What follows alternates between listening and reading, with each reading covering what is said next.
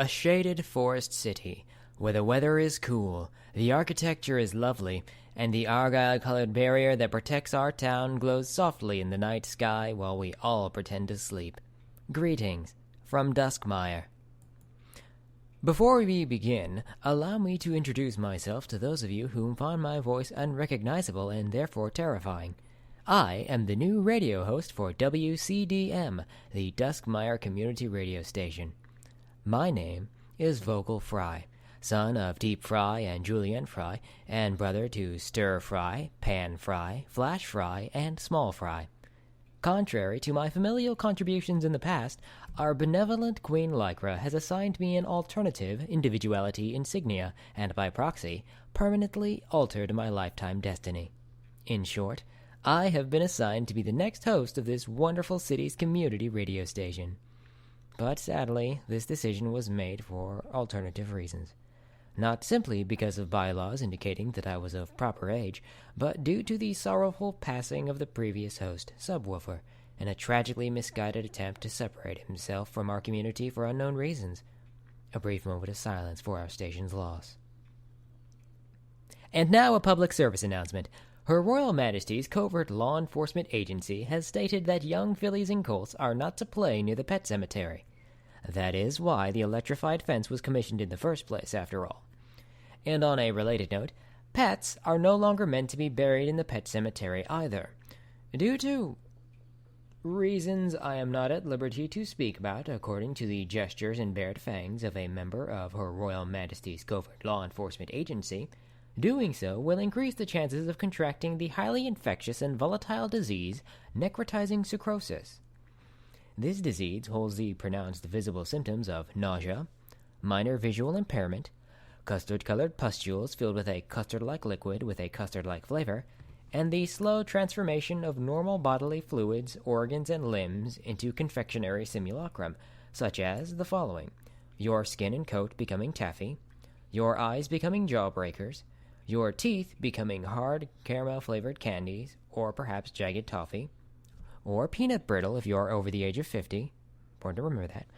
Your blood becoming a red cherry-flavored syrup akin to the liquid maraschino cherries are preserved in, and licorice straws for blood vessels. To clarify for the younger generation that is now mandatorily listening to this specific segment of the radio broadcast, the transformative process of necrotizing sucrosis does not mean that you will become an undead creature that requires the sustenance of candy to live. It means that you will become an undead creature made of candy that requires the sustenance of the flesh of the living to live.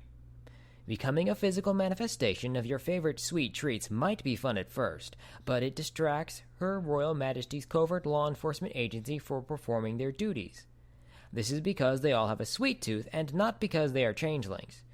Insectoid equine replicants, much like horse goddesses, crystalline manifestations of a positive emotive traits related to healthy interpersonal relationships, horse angels, and zebra magics are all non-existent and should always be considered fictitious, unless otherwise mentioned during Census Week.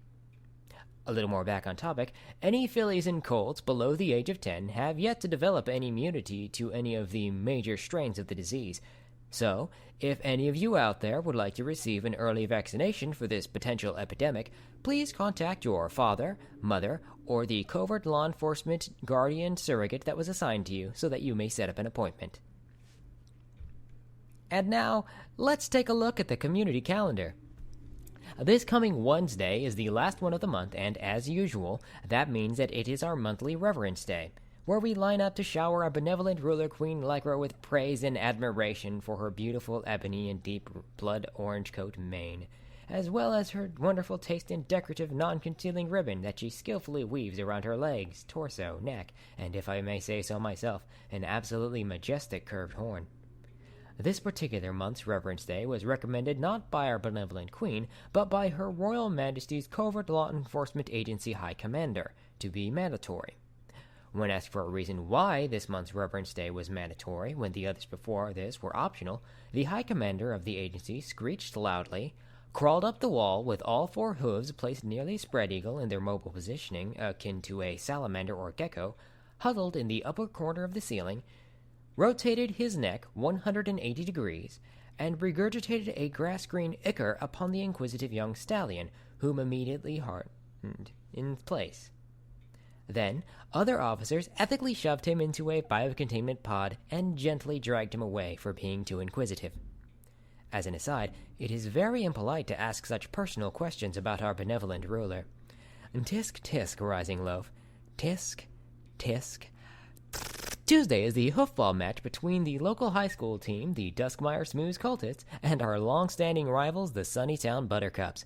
Due to a unique trait of the magical barrier created by our benevolent queen, the team's individuality insignias, as well as our scrying gems, are now being made invisible during the away games. This has been done to prevent a repeat of last year's game, in which the away team suddenly cried out, "The other team! They all have the mark!" and then gurgled and regurgitated a black-colored substance from their throats and eye sockets, turning them into shadow beings dripping with void that would destroy you in an epileptic light show of suffering and excruciating pain upon direct physical contact. Fortunately, their hilariously poor psychological tactics were in vain, as we still won 84 points to 3. Mostly because of our highly talented high school hoofball team, and only partially because Sunnytown is simply dreadful at not only hoofball, but virtually everything else they do. I sure am glad I don't live there. Thursday is Maintenance Day. By monarchical mandate, all of us are to be individually visited by a member of Her Royal Majesty's Covert Law Enforcement Agency to inspect our living quarters' scrying gem antennas, as well as individual scrying gems for those under the age of adulthood. This week, due to recent events involving the dearly departed subwoofer, the shades of green, blue, and indigo will be within the range of acceptable emotive coloration. But regardless, anything outside of that emotive spectrum, such as lower than indigo, will still result in you being escorted back to the spire of monarchy for indefinite detention and thought crime punishment. Fours Day is the Lightning Round. Now, please note, this is not the lightning round, where every pony rapidly produces their wares and goods as much as possible. That was last week. This week is the Lightning Round, in which we specify the after effects are performed, selling and trading the wares and goods that were developed as rapidly as possible. Now, this is already taking into account the remaining stock hasn't already been exhausted at that point, which it usually should be. If not, shame on you. Fives Day is an early out day for school for the young fillies and colts out there, so all of you happy parents and guardian surrogates need to remember to plant navigational suggestions and some conscious messages into your little one's minds the night before, preferably after you complete the Lightning Round. Sixer Day and Nuns Day will be perceived as a blur, as if hundreds of thousands of creatures were watching us. Hideously deformed mutant creatures that stand on their hind legs, with flattened snouts filled with unevenly spaced and awkwardly shaped teeth, spiders for 4 hooves, pear-shaped torsos covered in hair and drenched with a vile musk, filthy minds permeated with a disturbing interest in a fictionalized version of our planet. All of these wretched beings suddenly staring at us with millions of pairs of eyes, watching us, judging us, eager to depict us via pictograms and the written word in disturbingly graphic physical acts not at all designed for their species equivalent of youth to ever peruse, but may very well end up stumbling upon such frightening imagery anyway. This has been the Community Calendar. Listeners, I've just received word from intern Skitterflitter that there are new ponies in the community. New ponies. What was once thought a scientific improbability had become genuine reality mere hours ago as these 2 twin unicorns found their way into our city. Both of them have candy pink coats and peppermint striped manes. Both are also wearing pink slippers on their back hooves, tied in place with satin ribbons of the same color, though this color of pink is not the same shade of pink as their coat, resulting in a very uneasy imbalance in the natural color scheme of their appearance. As a result of their main color, as well as being complete strangers in our perfect community and therefore completely untrustworthy, they were escorted to the secret location of Her Royal Majesty's Covert Law Enforcement Headquarters. The headquarters located in the basement of Pizza Slice's Pizza Joint, across the street of the Discipline Spire. This has been done so that they may be tested for necrotizing sclerosis. The lady of the two, whom we now know is adorably named Elegant Steps, with a smile that could let a grown stallion scrying gem glow in a emotive shade of pink, that lovely hair bun of hers looking like a peppermint candy wrapped and placed on the back of her head, with an intoxicating mane scent to match. Now, as I calm myself, she stated that she was hesitant to take the process to test for the disease. Now, if my falsehood memory is accurate, that is somewhat understandable, provided that we are still using the same variety of testing syringes as we did years ago. Now, they may seem a little intimidating to the uninitiated, with a large number of needles and drills and various three-hole punch-like flesh sampling implements of differing diameters and almost nonsensical shapes, but they are all required to test for the different levels and varieties of infection. The brother of the two, with lopsided upside-down candy cane-shaped ponytail and the strange and ridiculous name of Trot Cadero. Seriously, what kind of name is that? He simply stated that they were not, in fact, candy zombies, and was able to procure the necessary forms proving their vaccinations via acceptable levels of magical levitation. The High Commander looked over the forms, snorted, and called off the testing syringes as he asked them to follow him. More on this later, if they survive the process. And now a word from our sponsors. You awake in a dizzy haze, still in your bed, sweat pouring from your face and down your cheeks. But your bed is no longer in your room, but between two shelves, packed with books. In curiosity, you lift one down from the shelf and open it, only to find them filled with symbols familiar yet unfamiliar to you. Many of the letters you are used to reading are found reversed, shaped differently, or simply non-existent, as you find yourself, with your sense of unease returning and growing. Or perhaps the reason is the sound you have just noticed that has been emanating from the hall since you awoke mere minutes ago. Was that sound a hum? Soft breathing? The wind? No, it was more like the sound of someone taking a soft inward breath into lungs with an infinite capacity. A book falls with an echoing thud. The sound causes you to leap from your safe bed, the only familiar thing in this dark wasteland of ancient and foreign tomes, and you run from this place, faster and faster still, through the dozens of shelves with books equally as unknown as the place you find yourself in. The entity, the source of this sound, grows louder and louder, your desperate attempts at escape invaluable and pointless. You turn to look behind you to see the figure, but before you could fail to comprehend the description of this vile being, your scream in terror and every fiber of your very soul manifests into the knowledge of what true fear is. This message brought to you by your local Sugar Cube Corner. Buy 4 cupcakes, get the 5th one decorated with your individuality insignia free of charge. And we are back to investigate the current standing of our new visitors. Now, if I'm correct, both of them should have arrived at the local immigration center, which has been left unused since our town's founding, and should be finishing up their paperwork and mandatory spinal surgery. In comparison to the testing syringes, the machinery designed to install the scrying gems into the base of the back of their necks is significantly less intimidating, as we all know already from our own personal experiences. I mean, after all, you need to face away from the device for it to work properly, and... Oh, wait. Yes, that slight tingle you felt just now. That now indicates that you are connected to our Scrying Gem network, Mr. Cadero. You are now listening to the daily radio program being transmitted to the gem at the base of your neck, and that means that your immigration into our lovely community is now complete. For your convenience, it is my duty as the city's friendly radio host to give a brief tour of our lovely Duskmire.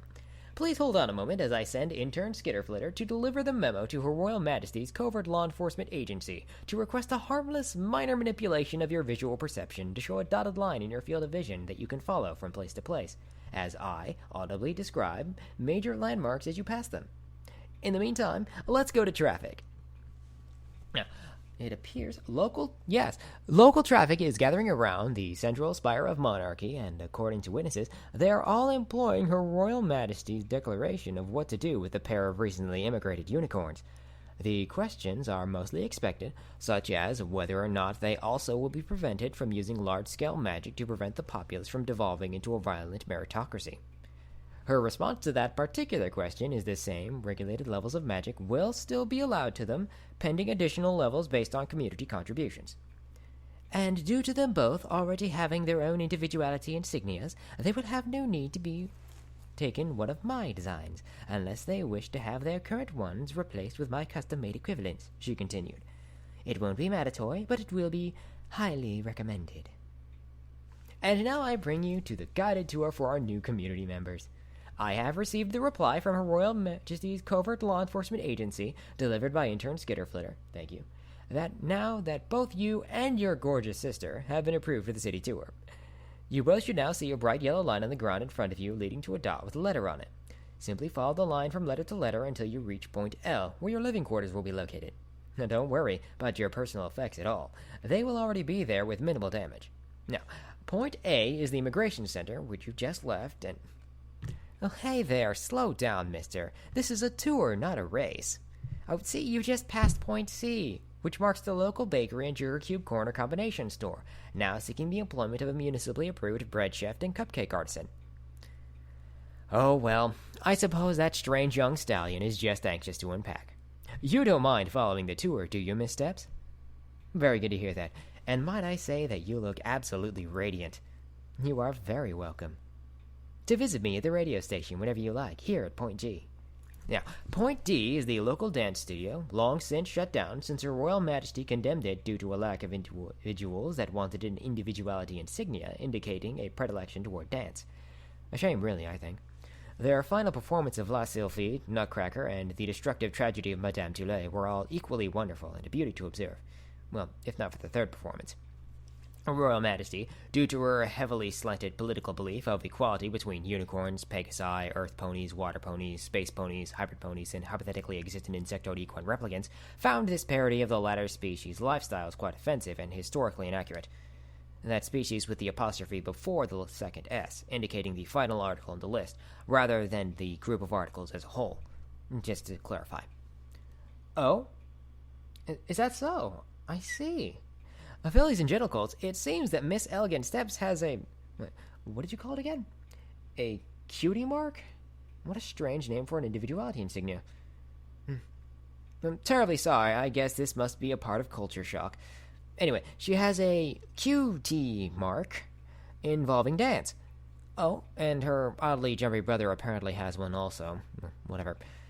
This could mean that Her Royal Majesty might reopen the studio again, provided they are given the usual number of municipally approved performances and decide not to attempt an unauthorized surprise performance again. And now, as I continue this tour with Miss Steps, everybody else can just enjoy this pre-recorded word from our sponsors. Hey there, kids! Have you ever wondered why our world is filled with a ludicrous number of horse puns, yet nobody ever finds them hilarious? That's because of a secretive international organization dedicated to the strict requirement of ensuring virtually every facet of life reminds us of the frighteningly minimal knowledge we perceive as the truth. The Horse Pun Illuminati. Its origins, found in the most ancient times of cave horses, known throughout our history as Generation 1, legends claim that creatures called humans were capable of coming here from another world and interacting with us. The Horsepun Illuminati was secretly created to secretly archive all the secret information they provided in order to magically advance the evolutionary process of our species until we no longer needed those horrible outsiders. At this point, the legendary mage Starswirl the Bearded crafted the Wall of Yggdrasil around our entire planet, making it virtually impossible to enter or leave without being pure of heart. As you might expect, the frequency of visits by those terrible beasts severely waned until they became non-existent in this universe, their visits of the past becoming myth. But the fact they existed in this world is indeed scientific fact. Many aspects of our architecture and everyday household items are based on designs used by these creatures every day, such as doorknobs, spatulas, the art of dance, writing, dark magic, and cross-species breeding. The outside world does not want us to know the truth, so we secluded ourselves from our own protection for those that shut their eyes in denial of scientific fact. This message was brought to you by Okra-Cola. I have just now received an official press release from a member of Her Royal Majesty's covert law enforcement agency. I can tell because they are wearing a silvery gray, full-body hooded unitard with a question mark over the face, and a legally sanctioned blow-dart gun in its appropriate holster.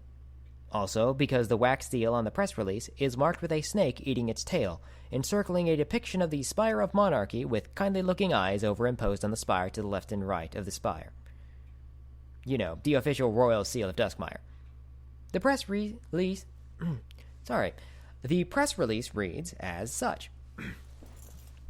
We of the town of Duskmire are a community of equality and respect of all races and ponies in regards to their origins, personal preferences, personal identities, and unorthodox appearances. In joining our community, this means that Trot Cadero and Elegant Steps understand that fact, and should do their best to be respectful of those that may discover are significantly different from them in variety and form and species, especially without the need to spread paranoia, hatred, and fear due to those minor differences. If they promise to uphold the town's belief in equality, we will approve the reopening of the studio, provided the two of them do not take advantage of their position to spread bigoted propaganda against anyone, even if they may be physically attracted to changelings, or dragon pony hybrids, or unicorns with the unique physical attributes of their horn being inside of their skull instead of outside of it. Oh, I believe that's Magus and Veritas. Fun fact, listeners, my father was medically diagnosed with the same condition. And what a lovely sentiment from our queen as well. Elegant Steps, and Trotcadero, I guess, should both be very happy now that they can express themselves with the art of dance. It's a shame that singing is still illegal due to a higher chance of subliminal messages and potential use to promote subversive propaganda, but instrumental music is still legally allowed. And it seems like it's almost time for me to finish up the broadcast for the day, but first, it's time for the station's traditional reading of a letter to Queen Lycra. Today's message was sent in by our little future cereal designer, Frosted Flake.